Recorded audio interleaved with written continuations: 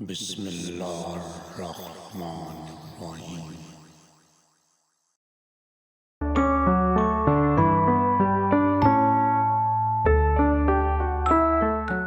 انسان حقیر اور کمزور ترین مخلوق ہے۔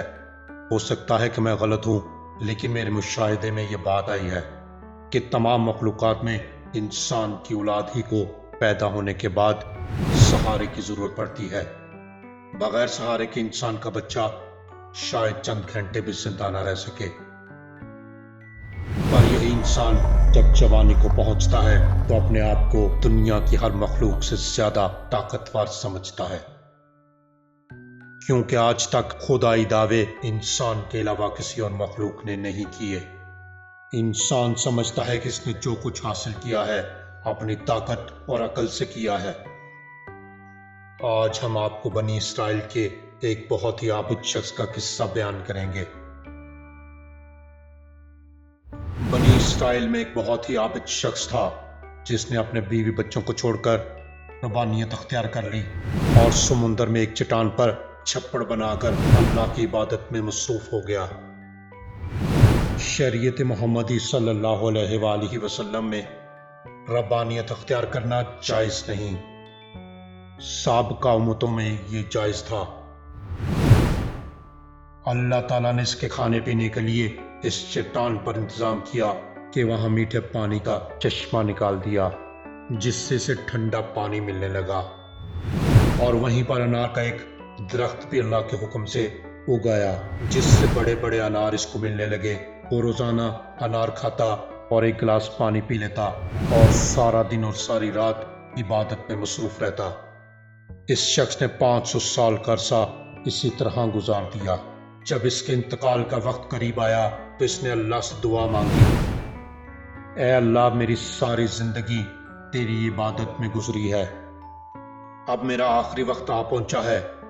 میری خواہش ہے کہ جب میری موت آئے تو میں سجدے کی حالت میں ہوں، اور میرے بدن کو تا قیامت محفوظ رکھنا، تاکہ جب میں قیامت کے دن اٹھایا جاؤں تو سجدے کی حالت میں اٹھایا جاؤں۔ اللہ رب العزت نے اس کی یہ دعا قبول کر لی اور سجدے ہی کی حالت میں اس کا انتقال ہوا۔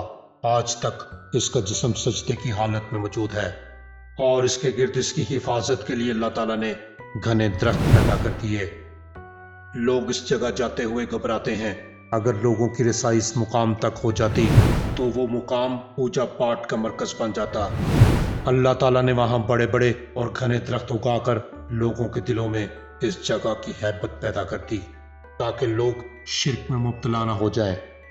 مرنے کے بعد بارگاہ الہی میں جب اس کی پیشی ہوئی تو اللہ تعالیٰ نے ارشاد فرمایا، اے میرے بندے، میں نے خاص اپنے فضل و کرم سے تجھے بخش دیا، اور ملائکہ کو حکم دیا کہ میرے اس بندے کا نام جنت کے اعلیٰ مقام پر لکھو۔ اس عابد کے دل میں خیال پیدا ہوا کہ میں نے 500 سال تک عبادت کی، بیوی بچوں کو چھوڑ دیا اور ساری دنیا سے بے نیاز ہو کر سمندر کی چٹان پر بیٹھ کر عبادت میں مصروف رہا، اور آج اللہ تعالیٰ فرماتے ہیں کہ میں نے تجھے اپنے فضل سے بخش دیا، تو میری وہ عبادت کہاں گئی؟ کم از کم میری دل جوئی کے لیے ہی کہہ دیتے کہ تیری نمازیں، تیرے روزے اور تیرے ذکر و فکر کی بدولت تجھے بخش دیا۔ بلکہ اس قدر عبادت و ریاضت کے باوجود کہا جا رہا ہے کہ ہم نے تجھے اپنے فضل سے بخش دیا، گویا میری ساری عبادتیں بیکار گئیں۔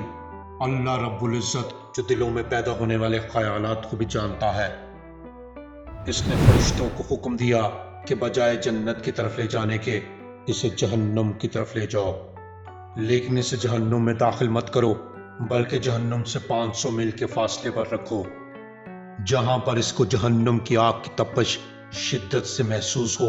فرشتوں نے حکم کی تعمیل کرتے ہوئے اسے وہاں پہنچا دیا۔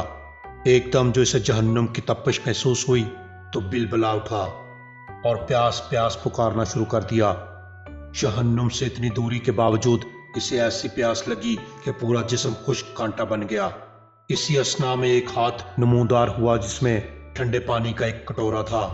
یہ عابد بولا کہ اے اللہ کے بندے، مجھے پانی پلا، پیاس کی شدت نے مجھے بے حال کر دیا ہے۔ وہ ہاتھ پیچھے ہٹ گیا اور آواز آئی، یہ پانی تو تجھے مل جائے گا، मगर इसकी कीमत है। आबिद ने कहा, क्या कीमत है? जवाब मिला, 500 साल की इबादत। आबिद ने कहा, फिर मुझे पानी पिला दो। मेरे पास 500 साल की इबादत है और बड़ी खालिस इबादत है, इसमें किसी किस्म का नफाक शामिल नहीं। और अपनी इबादत देकर एक कटोरा पानी हासिल कर लिया। जब पीने के बाद कुछ जान में जान आई तो अल्लाह रब्बुल इज्जत ने फरिश्तों से कहा, इसको वापस लाओ। फरिश्तों ने फिर इसे अल्लाह के दरबार में पेश कर दिया।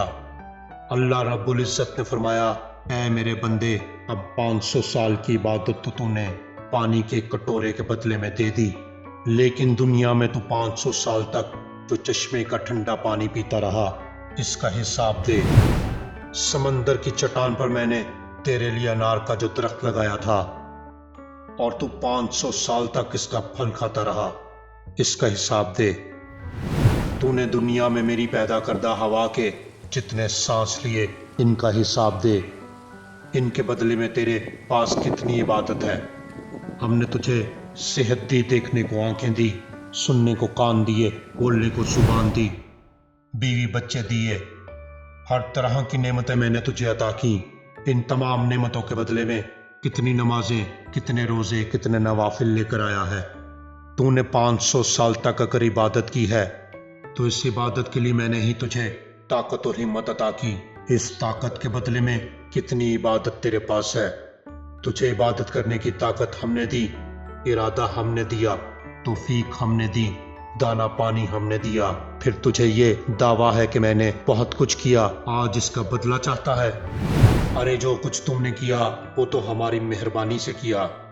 बता तूने अपनी तरफ से क्या किया, अगर कुछ है तो पेश कर।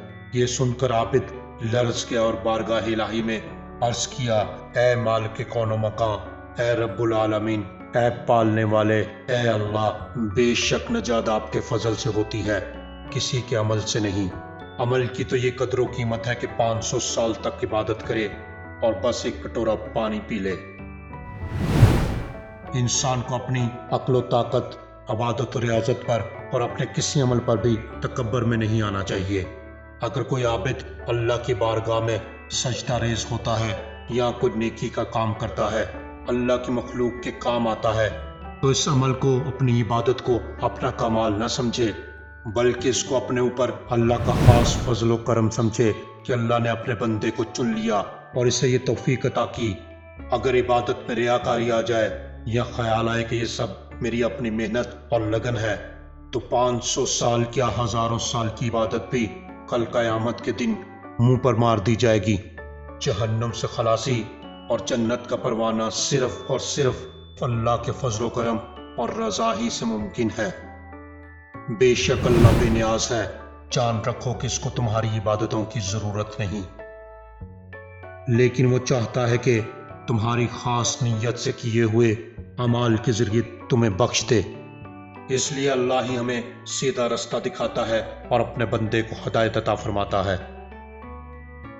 दुआ फरमाइए कि अल्लाह हम सबको भी सीधे रास्ते पर चलने की तौफीक और हिदायत अता फरमाए। आमीन।